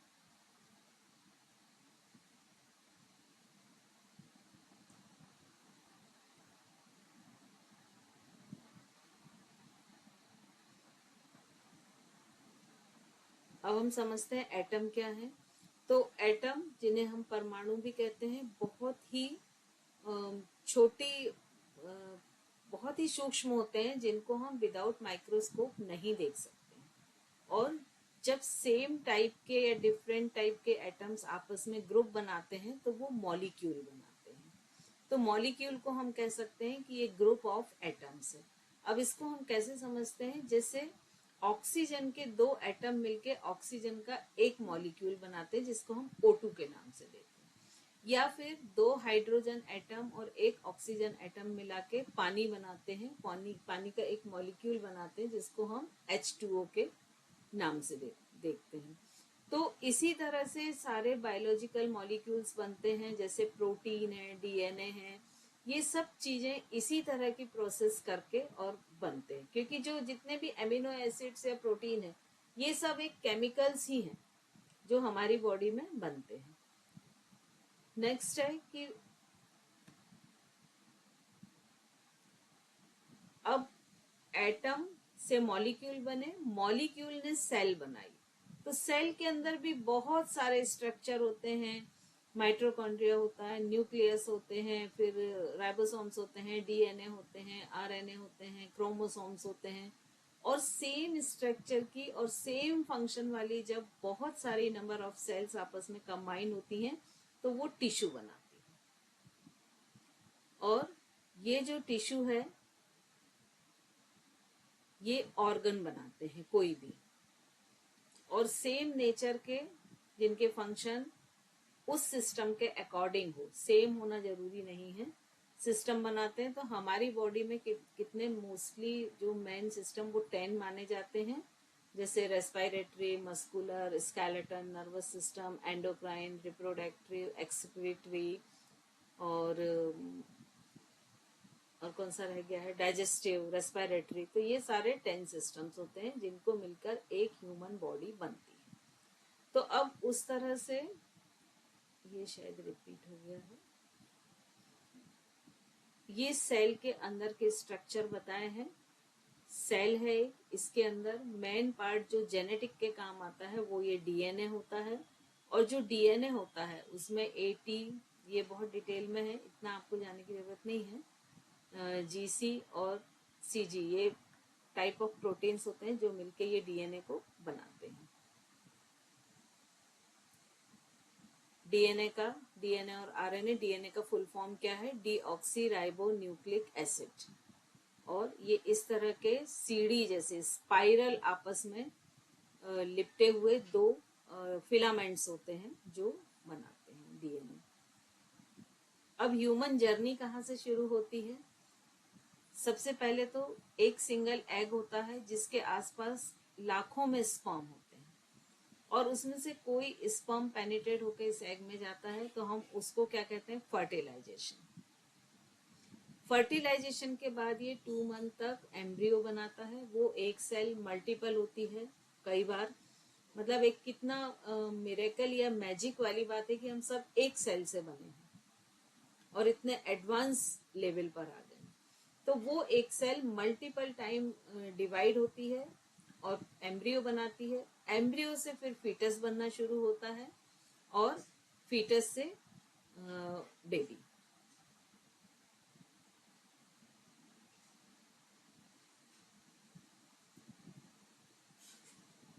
तो इस तरह से देखा जाए कि इस तरह की ये 9 मंथ की पूरी जर्नी होती है कि ये एम्ब्रियो यहाँ से फीटस बनना शुरू हुआ 3rd मंथ से, और धीरे धीरे उसमें सारे ऑर्गन जो हैं वो डेवलप होते जाते हैं और फाइनली वो एक मैच्योर बेबी बन जाता है। अब इसके बाद हम आते हैं कुछ मूवमेंट्स पर, बॉडी मूवमेंट्स पर, कि जो बॉडी का जब हम मूवमेंट्स करते हैं तो हम साधारण भाषा में तो बोलते हैं ना कि हाथ को फैला दिया या हाथ को मोड़ लिया, लेकिन जब हम योग में आते हैं तो इस तरह की लैंग्वेज नहीं यूज करते हैं, उनके अपने टर्म्स होते हैं। तो वो क्या होते हैं, देखिए जैसे पैर को घुटने से मोड़ के ऊपर उठाया तो क्या हो गया, वो फ्लेक्सॉन, या हाथ को कोहनी से मोड़ के ऊपर उठाया तो वो फ्लेक्सॉन हो गया। लेकिन वहीं जब इसको फैलाया तो वो एक्सटेंशन हो गया। एल्बो एक्सटेंशन, मतलब ये सीधी है तो एल्बो एक्सटेंशन हो गई, वहीं इसको मोड़ा तो ये फ्लेक्सॉन। तो आपकी वेटेज या आपका नॉलेज कहाँ पता चलता है कि जब आप बोलते हैं कि एल्बो का एक्सटेंशन दीजिए या एल्बो फ्लेक्सॉन कीजिए, उसकी जगह आप बोलते हैं कोहनी को मोड़ लो, हाथ मोड़ लो, तो वहां आपका लैक ऑफ नॉलेज पता चलता है। तो ये जो टर्म्स हैं ये आपको जानना बहुत जरूरी है। यहाँ पर देखिए सामने फ्रंट बेंडिंग की तो फ्लेक्सॉन और बैक की तो एक्सटेंशन। तो जब भी हम बॉडी को अपनी साइज से छोटा कर रहे हैं तो वो क्या हो गया, फ्लेक्सॉन। और जब भी हम बॉडी को उसकी नॉर्मल साइज से बड़ा कर रहे हैं तो वो क्या हो जाएगा, एक्सटेंशन। फिर आता है एब्डक्शन और एडक्शन।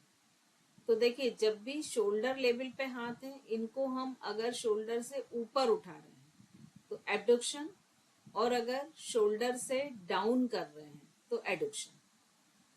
ऐसे ही शोल्डर लेवल पर देखिए, यदि शोल्डर लेवल से नीचे ऊपर ले जा रहे हैं, मान लीजिए हाथ साइड में पेल्विक के पास है, कमर के पास है, और ऊपर उठा रहे हैं तो एब्डक्शन, और हाथ को नीचे ला रहे हैं तो एडक्शन।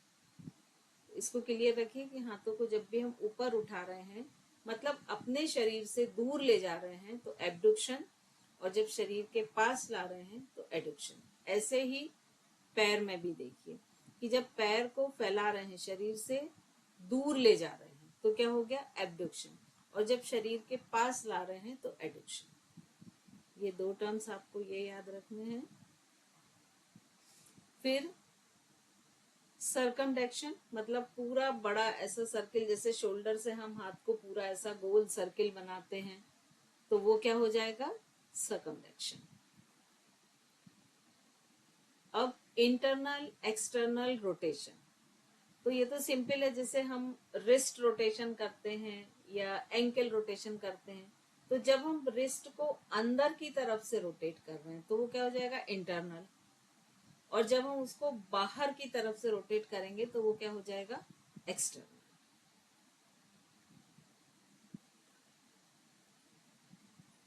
इनवर्स इवर्स, देखिए इनवर्स मतलब अंदर की तरफ ले जाना, इवर्स मतलब बाहर की तरफ, यानी अगर हम अंदर की तरफ ला रहे हैं दोनों टोस को तो वो इनवर्स हो गया, और बाहर की तरफ ले जा रहे हैं तो वो इवर्स हो गया।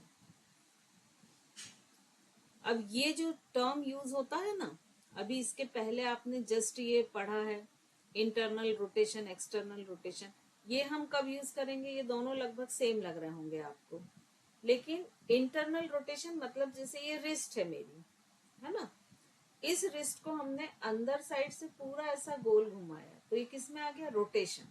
अब हम इसको क्या बोलेंगे, इंटरनल रोटेशन।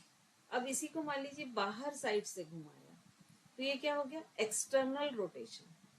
लेकिन सपोज हमने इसको सिर्फ ऐसा किया, मान लीजिए ये हाथ है, इसको इस तरह से किया तो ये क्या हो गया, इनवर्जन, और अगर इसको ऐसा किया तो ये क्या हो गया, इवर्जन।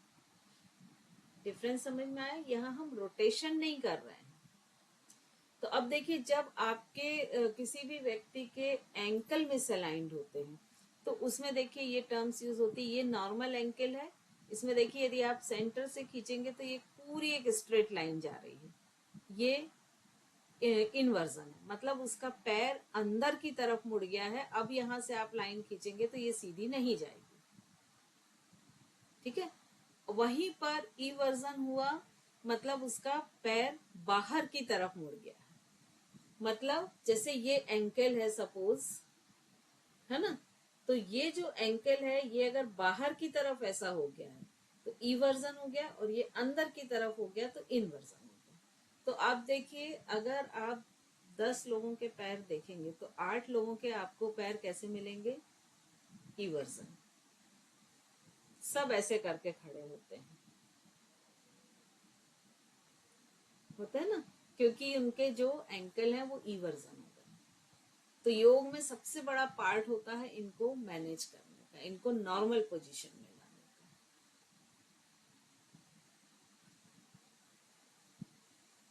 फिर सुपाइन और प्रोनेशन, ये वर्ड बहुत इस्तेमाल में होता है, सुपाइनेशन प्रोनेशन। तो देखिए जब भी अगर हम पूरी बॉडी को लेते हैं तो जब भी स्पाइन जमीन की तरफ है तो क्या हो जाएगा, सुपाइनेशन। और अगर हम इसको एनाटॉमिकल रीजन में बोलें कि डॉर्सल सरफेस जब तक आपकी फ्लोर पर है तब तक सुपाइनेशन, और जब वेंट्रल सरफेस आपकी फ्लोर पर गई तो क्या हो गया, प्रोनेशन। आप लोग वर्ड यूज करते हैं ना, सुपाइन पोस्चर, प्रॉन पोस्चर, ये उन्हीं के, ठीक है। अब एक शोल्डर में जो बहुत यूज होता है वर्ड टर्मिनोलॉजी का, देखिए नॉर्मल शोल्डर जो होते हैं, यहाँ पे नॉर्मल शोल्डर का पिक्चर आई थिंक दिया नहीं है, चलिए छोड़, यहाँ पर एलिवेशन और डिप्रेशन, तो मतलब जब दोनों शोल्डर 180 डिग्री पे होना चाहिए उससे डाउन हो जाते हैं, मतलब ये 180 डिग्री की लाइन दिख रही है, यहाँ से शोल्डर डाउन हो गए तो क्या हो जाएगा, डिप्रेशन। और जब ये 180 डिग्री की लाइन से दोनों शोल्डर अप हो गए, ये इस पिक्चर में दिख रहा है, तो ये क्या हो जाएगा, एलिवेशन। जब दोनों शोल्डर इस तरह से डाउन है, सामने मुड़ गए, तो ये डिप्रेशन हो गया। लेकिन ज्यादातर ये जो एलिवेशन है ना, ऐसे शोल्डर देखने को मिलते हैं ज्यादातर। जैसे आप बहुत अधिक एज के किसी लेडी को या जेंट्स को देखेंगे तो उनके ये राउंडेड और ऐसे मिलते हैं शोल्डर। ठीक है।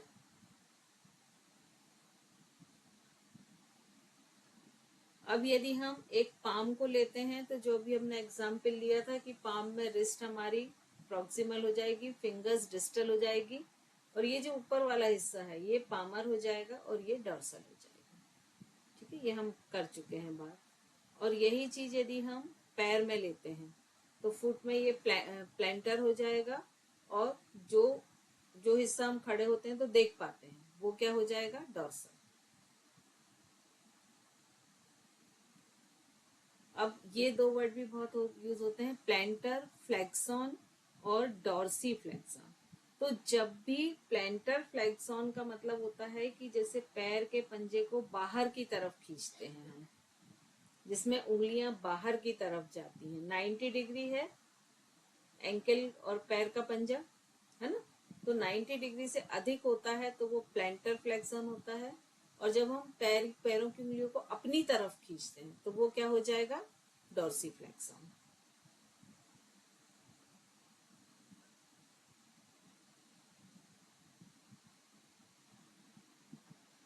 तो इस तरह ये पूरा आपका आज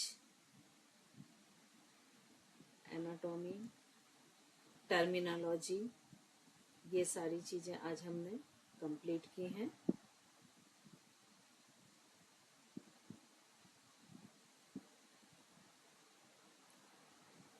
तो कैसा लगा बताइए, बहुत लेंदी।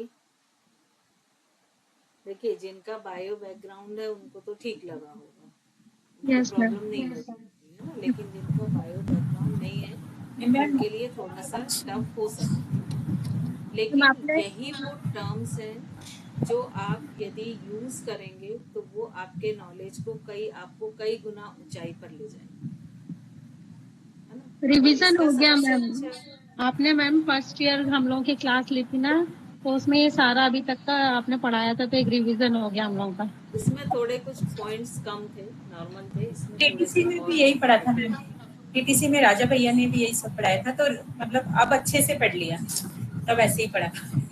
तो कुछ इसको थोड़ा और डिटेल किया है हमने, जैसे एक्यूट क्रोनिक वगैरह नहीं था तो इस वजह से कुछ और थोड़ा सा डिटेल करने की कोशिश की है। अब इसको याद करने का सबसे अच्छा तरीका है कि एक एक चीज को पकड़ो, पहले अपनी बॉडी को देखो और बार बार उसमें मेंशन करो कि ये फ्रंट है, ये बैक है, ये लेटरल है, ये प्लेन्स है। तो जब बॉडी के सारे क्लियर हो जाए तो फिर मूवमेंट पे आए कि अगर हमने ऐसा किया तो ये क्या हुआ मूवमेंट, है ना। हालांकि मैं खुद भी भूल जाती हूँ, तो इसलिए ऐसे बहुत एक्सपेक्टेशंस मत रखिएगा कि एकदम परफेक्ट रहेगा, लेकिन कोशिश करिए कि मैक्सिमम। मैडम जब हम किसी को एक्सरसाइज कराते हैं तो यही वर्ड यूज करनी चाहिए या नॉर्मल, क्योंकि सामने वाला जो हमारा क्लाइंट है वो नॉलेज रखता है नहीं रखता है। देखो जब हम एज अ टीचर कहीं भी खड़े हो, चाहे वो यहाँ पढ़ाने खड़े हो, चाहे किसी को योग कराने खड़े हो या योग थेरेपी के लिए, हम बेस्ट टीचर तब हैं जब हम उससे कम्युनिकेट करें, अपनी बात उस तक पहुंचा पाए और हम उसके लेवल पर। यदि मान लीजिए वो इस लेवल का कि वो आपसे टर्म में बात कर रहा है और आप बोल रहे हैं कि कोहनी को मोड़ो, तब वहां आप गलत हो जाएंगे। लेकिन यदि वो इस लेवल का है कि वो समझ ही नहीं रहा है कि क्या चीजें होती हैं, क्योंकि डिफरेंट मिलेंगे ना, सब तो एक से मिलेंगे नहीं आपको कि हर व्यक्ति एक ही स्टैंडर्ड का मिल रहा है। तो ये आपको तय करने पड़ेगा उस व्यक्ति का लेवल कि वो किस लेवल का है और आपको उसी लेवल तक जाना, अपनी नॉलेज होनी चाहिए, मतलब जो हाँ। जैसा। लेकिन वहां पे क्या होता है कि यदि मान लीजिए सामने वाला, देखिए इसमें ज्यादा चांसेस इसलिए होते हैं सामने वाले टर्म्स में बात करें क्योंकि जो योग थेरेपी होती है वो बहुत महंगा पैकेज होता है, तो एक जो लोअर मिडिल क्लास है वो तो आएगा नहीं आपके पास, आपको पकड़ना हायर क्लास को रहेगा। कि भाई जो आपको 10-15 हजार पर मंथ दे सके, ठीक है ना। अब जब आप उसको पकड़ोगे तो वो इतना अवेयर होता है कि एक तो वो सबसे लास्ट में आपके पास आएगा, जब जितनी भी ऑल्टरनेट थेरेपी होंगी ना वो सब यूज कर लेगा। और आजकल क्या होता है कि नेट पे सारी चीजें अवेलेबल होने के कारण वो नेट से सारा नॉलेज भी ले लेता है, 10 बार डॉक्टर से मिलता है, बात करता है, तो उसको सारी टर्मिनोलॉजी मालूम हो जाती है। इवन वो मेडिसिन के भी नाम बोलेगा, ये नहीं बोलेगा कि प्रिस्क्रिप्शन में है बताते हैं, ये सब अवेयरनेस होती है। तो यदि उस समय आप वो चीज को नहीं कैच कर पाते तो आपका लैक ऑफ नॉलेज शो होता है। तो आपका जो ट्रस्ट, देखिए जो योग थेरेपी में क्या होता है कि जब हम किसी को थेरेपी देना शुरू करते हैं तो ठीक है, वो बात ठीक है कि आपकी थेरेपी काम कर रही है, लेकिन पहले 50% काम आपका ट्रस्ट करता है। अगर उसका ट्रस्ट ही डेवलप नहीं होगा आप पर, तो आप कितनी भी अच्छी थेरेपी दीजिए वो काम नहीं करेगा। तो ये बहुत जरूरी है कि सबसे पहले आप अपना ट्रस्ट उस पर बिल्कुल पक्का कर लें कि आप बोले उठो तो उठो, बैठो तो बैठो। तो वो जो ट्रस्ट होता ना वो उसके माइंड पे काम करता है और वो रिपेयर, क्योंकि बॉडी तो हील अपने आप को करने में बहुत एक्सपर्ट होती है, बस उसको एक्टिवेट करना। जी भैया। मैडम योगा थेरेपिस्ट टाइप के लिए पूछ रहा हूँ, जो अपन ने लॉन्गिट्यूडनल और सैगिटल और ट्रांसवर्स सेक्शन प्लैंक लिया है, मतलब जो कोरोनल लिया है वो लॉन्गिट्यूडनल सेक्शन जो हुआ, आपको उस मैडम इसमें centre of gravity and weight का डिस्ट्रीब्यूशन कहाँ हो रहा है बॉडी में ये अपन देखते हैं। तो इसमें सैगिटल वाले में क्या एडवांटेज आता है, क्योंकि वो तो सेंटर नहीं है। सेजिटल में क्या होता है कि मोस्टली हम उसके लेटरल मसल्स के बारे में देखते हैं कि कहाँ पर प्रॉब्लम है। तो जो लेटरल बेंडिंग से रिलेटेड चीजें होती हैं उसमें देखते हैं। सेजिटल सबसे ज्यादा काम आता है C shape spine, S shape spine, क्योंकि वो लेटरल पर ही काम करता है। यदि किसी को स्पाइन की प्रॉब्लम है, उसकी एस शेप हो गई है या जिसको हम स्कोलियोसिस बोले अभी, तो उसमें आपका यही प्लेन काम जी। ना। तो इसलिए जानकारी होना जरूरी है, क्योंकि इसमें क्या होगा, जो सेंटर ऑफ ग्रेविटेशनल और वेट सब चेंज होंगे। करेक्ट। जैसे कोरोनल में चेंज नहीं होंगे, लेकिन बाकी के जो दोनों हैं इनमें चेंज होंगे, जी। है ना। तो वो भी आपको वहां फाइंड आउट करना पड़ेगा। एंड ट्रांसवर्स में नाभि से होना देखना है कि किसी भी सेक्शन में कहीं से भी हो, कहीं भी हो सकता है। उसका क्या एडवांटेज आएगा अगर नाभि से नहीं देखता हूँ कि अगर अपर पोर्शन और लोअर पोर्शन अगर साथ में नहीं है? नी प्रॉब्लम में सबसे ज्यादा काम करता है। Okay ma'am. ट्रांसवर्स प्लेन, है ना। फिर शोल्डर प्रॉब्लम में, यदि सर्वाइकल फ्रोजन शोल्डर है तो इन सब में ये काम करेगा। एक्चुअली ये जब आप बॉडी अलाइनमेंट पढ़ेंगे ना तब आपको समझ में आएगा कि ये प्लेन्स कैसे यूज होते हैं, है ना। जैसे फ्रंट बेंडिंग आप किसी को सिखा रहे हैं, ठीक है, तो जब तक आप उसका पेल्विक से ट्रांसफर प्लेन और उसका जो सामने झुकने वाला है मतलब कोरोनल प्लेन, वो दोनों डिसाइड नहीं करेंगे तो वो प्रॉपर बॉडी सामने झुका ही नहीं पाएगा या वो गलत ढंग से झुकेगा। तो ये जो प्लेन्स हैं ये आपको उसको नहीं बताने हैं, ये आपके लिए करेक्ट, है ना। अब जैसे उसका नेक समझिए बाहर निकला हुआ है, अब उसको आप फ्रंट बेंडिंग बोल रहे हैं, तो जब तक आप उसका ये जो कोरोनल प्लेन है ये बैलेंस नहीं करेंगे तब तक आप उसको बैलेंसिंग फ्रंट बेंडिंग कैसे दे पाएंगे। जी। हम ऐसे तो बोल देते हैं झुक जाओ, झुक जाते हैं, लेकिन यहाँ अपन थेरेपी की बात कर रहे हैं।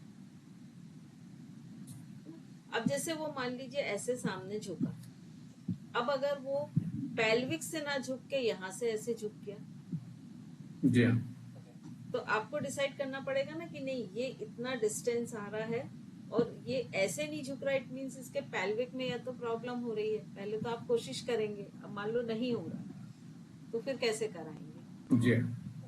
तो वो ये आपके नॉलेज के लिए एज ए थेरेपिस्ट काम करने के। मैडम एज ए एनाटॉमी में इंडिविजुअल एक पेशेंट है उसका देख सकते हैं या फिजियोलॉजिकली हम किसी को सूर्य नमस्कार करवा रहे हैं उसमें सारे लॉन्गिट्यूड और वर्टिकल और ये सारे एंगल्स बहुत जरूरी हो जाते हैं, क्योंकि वो सही कर रहा है, तो वहां पर भी काम आता है प्लान। किसी भी कोई भी आसन जो है ये तीनों प्लेन्स के बिना काम नहीं करता, करेक्ट जी। है ना। एक्चुअली हम बहुत सुपरफिशियल काम करते हैं आसन और उसमें। आसन बिल्कुल। तो ये इतने डीप में हम जाते ही नहीं ना। आप पश्चिमोत्तानासन लगाइए, जी तो आप जब तक ट्रांसवर्स प्लेन को प्रॉपर नहीं लेंगे, आप जब तक सेजिटल को मालूम पड़ा एक हाथ तिरछा करके लगा रहे हैं, जी तो ये प्लेन्स बहुत इम्पोर्टेंट। है। बिल्कुल, क्योंकि उसी से आप सिमेट्रिकल आसन लगवा सकते हैं। यदि प्लेन्स की आपको जानकारी नहीं है तो आसन में सिमेट्री है कि नहीं वो नहीं आप बिगड़ेगी बिल्कुल, वो बिगड़ेगी। तो इस पर प्लेन्स मतलब आपको मालूम होना चाहिए। ये सामने वाले के लिए इसका कोई यूज नहीं है, ये आपके लिए। और आपको पता है ये योगासना स्पोर्ट्स वगैरह में कम से कम 0.25 0.51 मार्क्स तक ये सिमेट्री और अलाइनमेंट के रहते हैं आसन जब करते हैं। और ऑब्वियसली यदि आप मान लीजिए अलाइंड बॉडी और सिमेट्रिकल बॉडी के साथ आसन नहीं लगाएंगे तो उस आसन का आपको क्या ही बेनिफिट होगा। मालूम पड़ा आपकी जहाँ से मिसअलाइंड है बॉडी वहां से और मिसअलाइंड हो गई।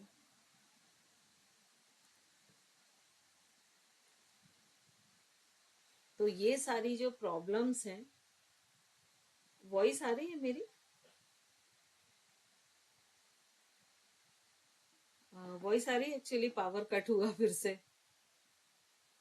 और उसके लिए प्लान अलाइनमेंट बहुत जरूरी होता है। बिल्कुल जी सॉरी मैडम चली गई। नहीं नहीं, एक्चुअली वो पावर फिर से कट हुआ। जी तो ये चीज ना अलाइनमेंट बहुत जरूरी है। तो जो बॉडी अलाइनमेंट है, जैसे मैंने एक पॉइज योग डिजाइन किया है, वो पूरा डिपेंड इसी पे है, बॉडी अलाइनमेंट और मिसअलाइनमेंट पे। बिल्कुल। तो इसके बिना ना आप थेरेपी कर सकते हैं, ना ही आप सिखा सकते हैं योग। मुझे ऐसा लगता है। अब नहीं मैडम बहुत जरूरी है सर। जी, सही करा। बहुत से अभी आपको बहुत से क्या मैक्सिमम ऐसे सिखाने वाले मिल जाएंगे कि जिनको प्लेन बॉडी अलाइनमेंट और सिमेट्री वर्ड ही नहीं मालूम होंगे, और वो भी योग सिखा रहे हैं। तो सभी तरह के, लेकिन अगर एक अच्छा आपको बनना है तो ये बहुत बिल्कुल। कौन सा योग आपने नाम लिया, कौन सा डिजाइन किया आपने? पॉइज योग करके किया है, POISE पॉइज योग करके डिजाइन किया है, जो पूरा बॉडी अलाइनमेंट पर ही बेस है, सिमेट्री और अलाइनमेंट पर। तो हम लोग को भी कराएंगे। वो जब आएगा ना अलाइनमेंट, उसमें वो भी आएगा सारा। जी चलना जी। हाँ जय जिनेंद्र मैम। बहुत सारा था जरूरी भी है तो, लेकिन मैम कैसे याद होगा जब आप थ्योरी करवाएंगे, सॉरी प्रैक्टिकल करवाएंगे, तो इन सब के टर्मिनोलॉजी आप यूज करेंगे तो उस वक्त शायद सुनते सुनते या फिर बॉडी को खुद देखते देखते बहुत कुछ वैसे ही याद होंगे। अब देखिए, इसको याद करने का मैंने आपको तरीका बताया ना, सबसे अच्छा तरीका पहले से प्लेन याद कीजिए, ठीक है ना।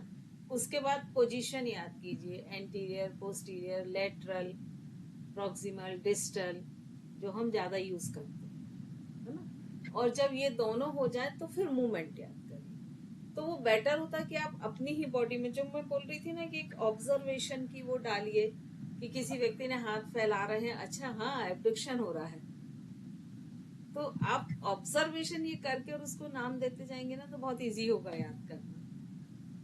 जैसे घर में बच्चा खेल रहा है, आप सिर्फ ये मैपिंग करते जाइए कि अच्छा हाँ ये एब्डक्शन कर रहा है, ये एडक्शन कर रहा है, ये रोटेशन कर रहा है, ये इन्वर्शन कर रहा है, तो आपको काफी नाम ऐसे में ही याद होते जाएंगे, अलग से एफर्ट नहीं करना पड़ेगा। अब जैसे प्लेन्स हैं तो चलते फिरते देखिए, कम से कम 5-6 लोगों का ऑब्जर्व करिए कि उनके प्लेन सारे 90 डिग्रीज में सेट है कि नहीं, 90 डिग्री एंगल में। ज्यादातर आप लोग को नहीं ही मिलेंगे, ये भी मान के चलिए। अगर 45 है तो 99% नहीं मिलेंगे, वो नी और एंकल आते आते तक वो बिगड़ ही जाएंगे, है ना। तो तो ये सब आप लोग स्टडी करिए। तो जितना आप दूसरों पे ऑब्जर्व करेंगे ना, तो आपको याद करने की जरूरत नहीं है। और ये बहुत जरूरी नहीं है सारे वर्ड एक साथ याद करो। जो अभी हमारे लिए अधिक इम्पोर्टेंट है वो हम पहले याद कर लेते हैं, फिर धीरे धीरे और डीप में चले जाएंगे। Madam peripheral, sorry, keep continue please. बस एक और चीज बोलनी थी मैम, जिस दिन आप प्रैक्टिकल करवाएंगे ना तो एक दिन पहले बता दिया करें, क्योंकि भोजन वो तो होता है बताएंगे। उस दिन लाइट करेंगे और उस तरह से प्रिपेयर रहेंगे। वो अच्छा। बिल्कुल बिल्कुल, वो जरूर हम बताएंगे। जी भैया। Madam peripheral benefit and superficial benefit बहुत करीब के हैं। कई बार होता है कि पेरिफेरल बेनिफिट होगा इसका, जैसे आप जानते हैं कि रेजिस्टेंट डायबिटीज में peripheral utility of blood sugar का बढ़ाया जाता है, तो आउटसाइड में जो होता है। तो सुपरफिशियल बेनिफिट और पेरिफेरल बेनिफिट में क्या डिफरेंस आ रहा है? इनमें मेन डिफरेंस ये है भैया कि जब हम सुपरफिशियल और डीप यूज करते हैं तो कोई दो ऑर्गन को कंपेयर करते हैं कि वो दोनों ऑर्गन में कौन सा सुपरफिशियल है कौन सा डीप है। और जब हम पेरिफेरल यूज करते हैं कि मतलब सब सरफेस के पास है, जैसे ब्लड सर्कुलेटरी सिस्टम या nervous system, peripheral nervous system जी या पेरिफेरल कैपिलरीज, ब्लड कैपिलरीज, है ना। तो दोनों में ये अंतर है कि पेरिफेरल में कोई कंपैरिजन नहीं होता है, लेकिन ये जो सुपरफिशियल और डीप है ये अक्सर दो ऑर्गन का कंपेयर करते हैं कि दोनों में से कौन सा सुपरफिशियल है कौन सा deep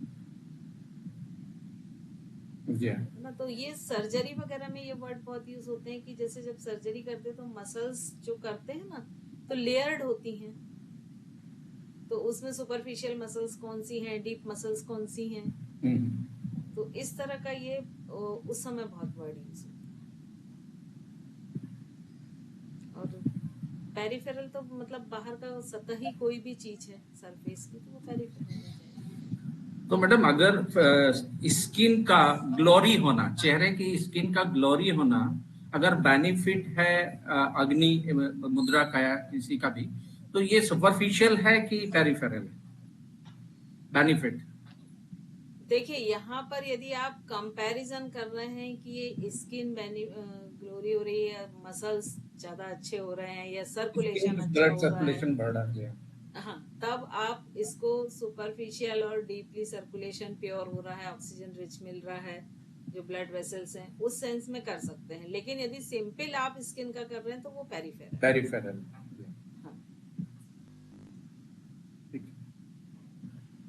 ji. Thank you ji madam जैसे ये क्लासेस की रिकॉर्डिंग हमें जल्दी मिल जाए करेगी?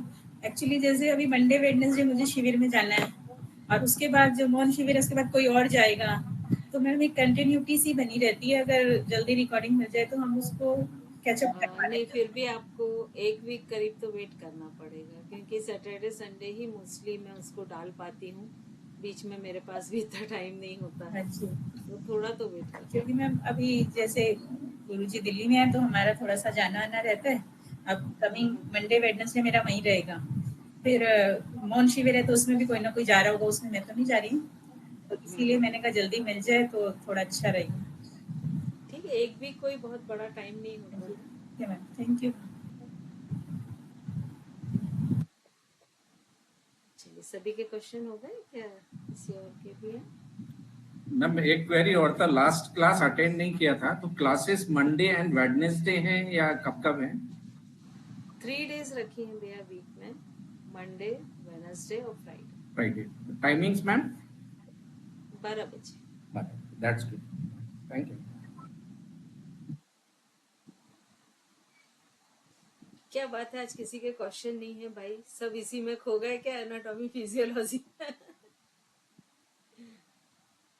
मैम ग्रास्प करने के लिए बहुत ज्यादा हो गया है। नहीं, इसको आप एक बार फिर से पढ़िएगा, है ना, तो वो आपको आराम से जाएगा। और कोशिश करिए कि टर्म आप नोट डाउन करें, क्योंकि जब आप नोट डाउन करते हैं ना तो जब आप लिखते हैं तो ब्रेन उसको कैप्चर जल्दी करता है। तो मैम तो अभी रिकॉर्डिंग तो अभी लेट से मिलेगी ना, तो 2-3 दिन अभी हो ही नहीं पाएगा। अभी करें ना, तो जब आप पढ़ते हैं उस समय नोट्स बनाएं साथ में।